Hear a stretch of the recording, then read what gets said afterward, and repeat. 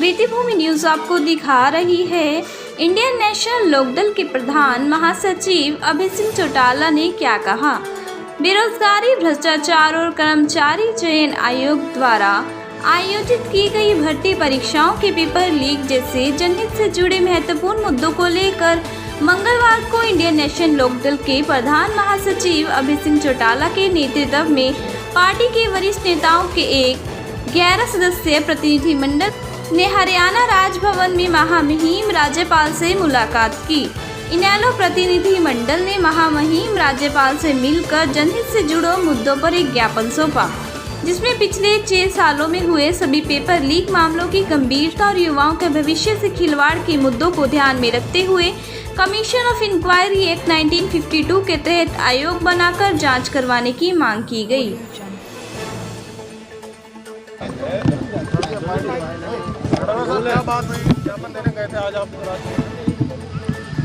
हमने महामहिम को जो पेपर लीक हुए पिछले 6 वर्ष में सन 2015 से लेकर के अब तक जो 28 पेपर लीक हुए हैं, इस तरह के अलग अलग डिपार्टमेंट की जो पोस्टें निकाली गई और उसमें पेपर लीक हो गए थे और पेपर लीक की वजह से वो भर्तियां सारी रद्द करी इन्होंने।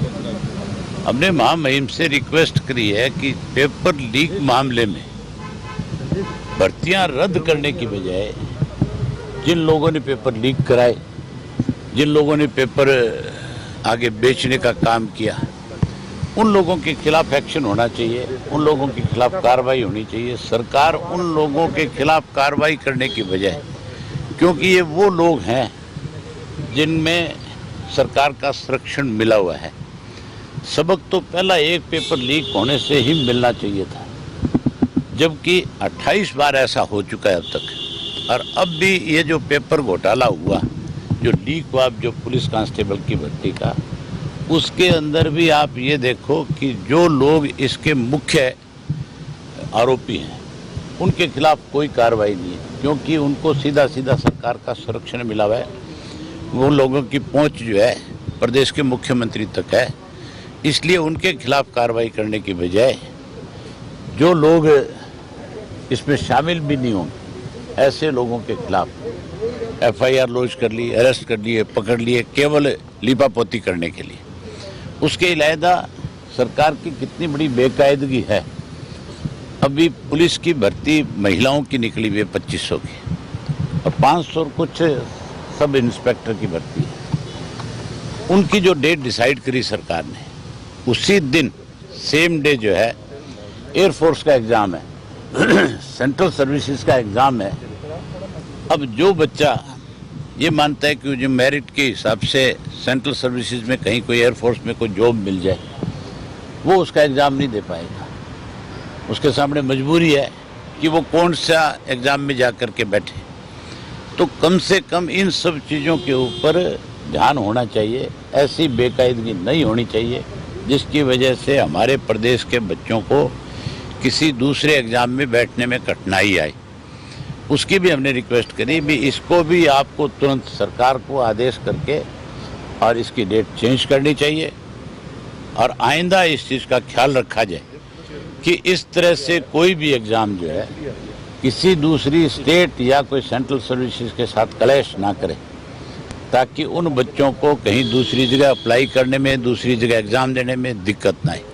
बहुत सारी जॉब ऐसी है जिसमें हमारे बच्चे दूसरी स्टेट में जाकर के अप्लाई कर सकते हैं कि वहाँ पे दूसरी स्टेटों का अलग से कोटा निर्धारित है, लेकिन सरकार की गलत पॉलिसी, गलत नीतियाँ, बेकायदगियाँ, पूरी जानकारी ना लेना, इसकी वजह से इन सब चीज़ों में दिक्कत आती है। इसके लिए हम महामहिम से रिक्वेस्ट करके आए हैं। हमें उम्मीद करते हैं, नहीं, राज्यपाल ने ना तो हमें ये आश्वासन दिया कि मैं इस पे कोई कार्रवाई करूँगा, केवल उन्होंने हमारा मेमोरेंडम लिया और इतना पूछा कि ये सारी बेकायदगियाँ किसके राज में हुई, किस सन से हुई। हमने उनको बता दिया कि 2015 से लेकर के अब तक जो लोग सत्ता में है, बीजेपी की जो सरकार है, अब जो गठबंधन की सरकार है, ये सारी बेकायदगियाँ इनके समय में हुई है। इन्हीं के समय में एक दफ़ा चेयरमैन को भी सस्पेंड किया गया उसके खिलाफ इंक्वायरी करने की बजाय, उसके खिलाफ कोई एक्शन लेने की बजाय 15 दिन में उसको तो दोबारा बहाल कर दिया।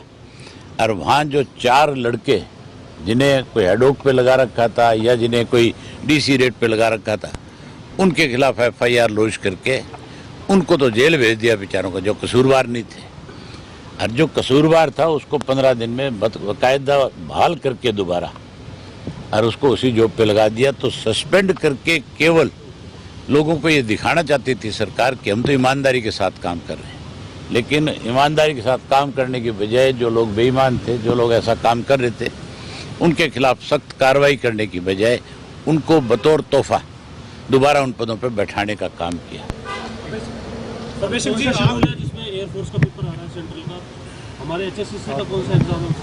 उसमें सब इंस्पेक्टर का एग्जाम है पुलिस का, 29 अगस्त को जो है। उसी दिन एयरफोर्स के एग्जाम भी हैं। उसी दिन महिलाओं की कोई पुलिस कांस्टेबल की भर्ती भी इन्होंने रखी हुई है। तो जो बच्चियां वहाँ एयरफोर्स में जाना चाहती है, जो लड़के एयरफोर्स में जाना चाहेंगे, वो तो इस एग्जाम से वंचित होंगे सारे के सारे। उनके लिए तो दिक्कत होगी सबके लिए। तो सर आपको इस बात में लगता है कि आयोग के आप तो किसानों के समर्थन करते हुए इस्तीफा दे चुके हैं, लेकिन दूसरा जो विपक्षी दल है हरियाणा का कांग्रेस, उससे क्या उम्मीद है कि वो सत्ता पक्ष के सामने पेपर लीक जैसे तमाम मामले जो है वो उठा पाएगा, या किस तरह से, या फिर इनेलो की क्या तैयारी है सर सेशन? आप जिसको विपक्ष कहते हो वो तो सरकार के साथ मिला हुआ है। आपने पिछले सेशन में देखा होगा खुद ने कि किसानों का जो इशू था उस पे कितने लंबे समय से आंदोलन चल रहे हैं, और विपक्ष के नेता भूपेंद्र सिंह हुड्डा ने उस पे कोई एक शब्द भी विधानसभा में नहीं बोला। वहाँ बजाय आम लोगों की समस्याओं को उठाने, उनके अपने कैसे फायदे हो, उन पे चर्चा कर रहे थे। अब भी मुझे ये लगता नहीं है कि कोई जितनी बेकायदियाँ इन 6 महीनों में और हुई है, केवल पेपर लीक का इशू नहीं है, भ्रष्टाचार बहुत बड़ा इशू है। अब तो शरेआम इस बात की चर्चा है कि हर किसी डिपार्टमेंट में 8% कमीशन के बिना कोई भी काम नहीं होता। जब भी किसी को कोई काम मतलब टेंडर होता है, जिस किसी को टेंडर मिलता है उसमें उसके सामने पहली शर्त है कि सत्ता में बैठे लोगों को डिपार्टमेंट के हिसाब से जो मिनिस्टर हैं उनको 8% पैसा आपको देना होगा। 8% पैसा दोगे तो आप काम कर पाओगे, अदरवाइज नहीं कर पाओगे। इस बात का मुख्यमंत्री को भी अच्छी तरह से जानकारी है। अलग अलग ठेकेदारों ने जाकर के मुख्यमंत्री के सामने ये बात खुल के बताई है कि हमें, आप तो कहते हो कि काम करने में आपको दिक्कत आए तो बताओ।